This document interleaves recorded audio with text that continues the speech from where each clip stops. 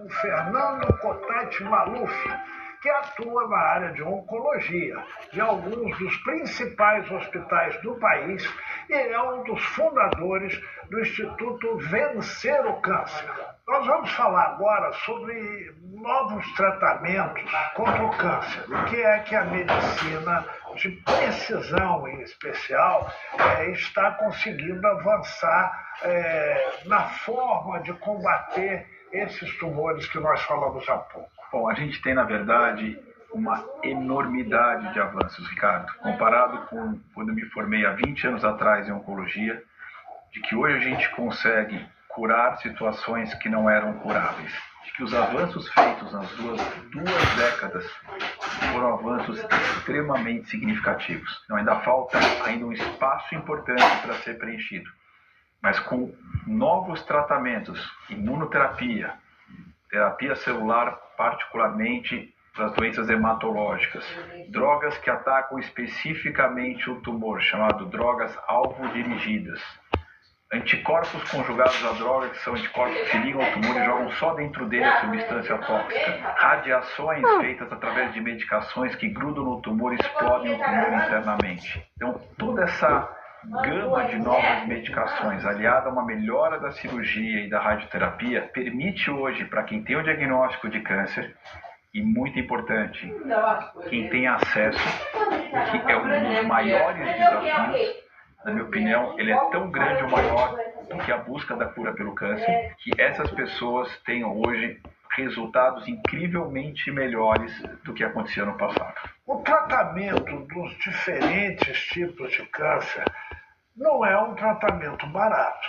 A gente sabe que mesmo aqueles que têm plano de saúde, e nem sempre está coberto pelo tratamento. O SUS, a pessoa tem um tempo de espera, a famosa fila. E paciente de câncer não pode esperar, porque a doença vai embora, né? Ela é progressiva e se torna fatal.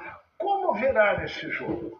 Essa é uma pergunta muito importante. Então, uma das fórmulas de tentar contrapor as limitações do SUS em câncer, que são as filas, falta de máquinas de radioterapia, falta de medicações inovadoras que não são aprovadas há mais de uma década, ou seja, não é um problema desse governo do passado, isso é um problema crônico de muitos governos, é a pesquisa clínica. Então, nós fizemos um estudo junto com 11 centros públicos e filantrópicos do país, numa doença que é o câncer de pênis.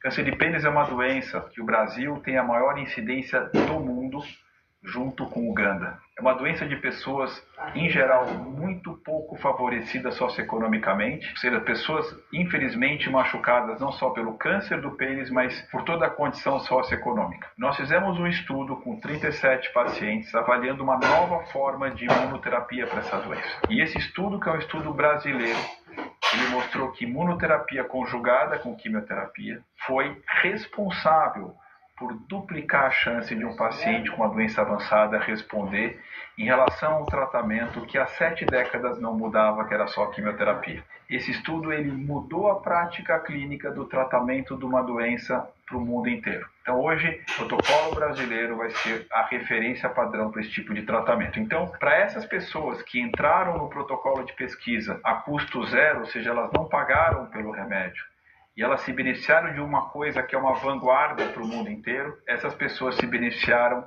de um tratamento mesmo estando na pobreza, mesmo estando numa condição socioeconômica desfavorável. Portanto, uma das soluções para nós travarmos a distância entre SUS e privado é pesquisa clínica. Como, na prática, atua o Instituto? O Instituto ele tem alguns pilares. E ele começou, na verdade, quando eu estava ainda no Sírio-Libanês, e hospitais que, apesar de serem filantrópicos, o acesso muitas vezes é restrito por causa das questões de convênio. Daí, então, de uma frustração e de um desejo de servir a sociedade, veio o Instituto Vencer o Câncer, cofundado por Antônio Carlos Buzag, na época Drauzio Varela e eu.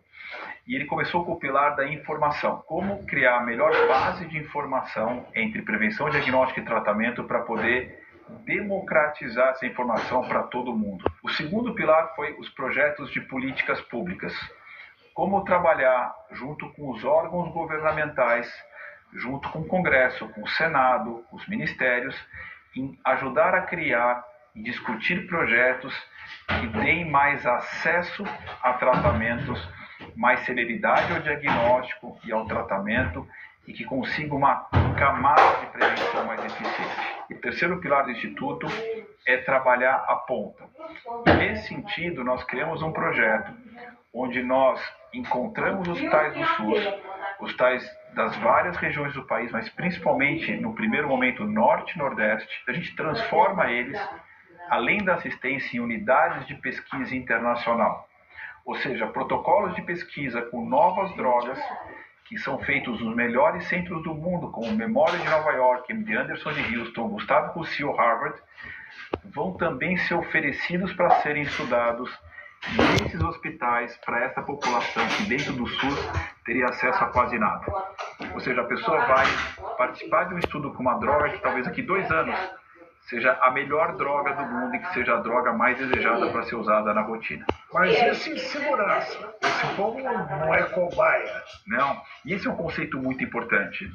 Protocolo de pesquisa clínica, quando é feito, é protocolo baseado em décadas de pesquisa de uma medicação. São protocolos extremamente seguros, que é o que fazem hoje a medicina avançar. A medicina só avança quando a gente tem algo que é melhor do que o que tinha antes. Vamos falar um pouquinho sobre a desinformação. E em tempos de negacionismo, etc. e tal, como é que vocês trabalham na educação das pessoas e no combate à fake news? Acho que o primeiro jeito de lutar contra a fake news é trazer as pessoas para um ambiente de informação que seja fácil, transparente e confiável. Então, nós lançamos já algumas campanhas.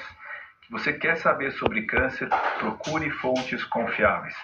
E certamente o Instituto Vencer o Câncer é uma das mais confiáveis fontes. O segundo jeito de prevenir fake news, na minha visão, são criar leis que sejam extremamente rígidas. A fake news em saúde tem a capacidade de matar. Entendendo que as pessoas que absorvem aquela informação, de algum modo, estão fragilizadas. Criar leis são extremamente importantes em termos de punir legalmente quem trabalha com informações que não tem nenhum embasamento científico, com ganho, ou que fazem com ganho reputacional, ou financeiro, ou de imagem. E a imprensa também tem um trabalho muito importante de fazer um filtro muito estrito de quem são as pessoas que vão comunicar a saúde. Inclusive tem, na verdade, alguns trabalhos muito importantes dizendo que as informações que saem na internet, por volta de 1/3 fazem mal para a vida. Tem outro estudo que comparou tratamentos normais versus alternativos. A mortalidade aumenta em 5 vezes com tratamentos alternativos versus tratamentos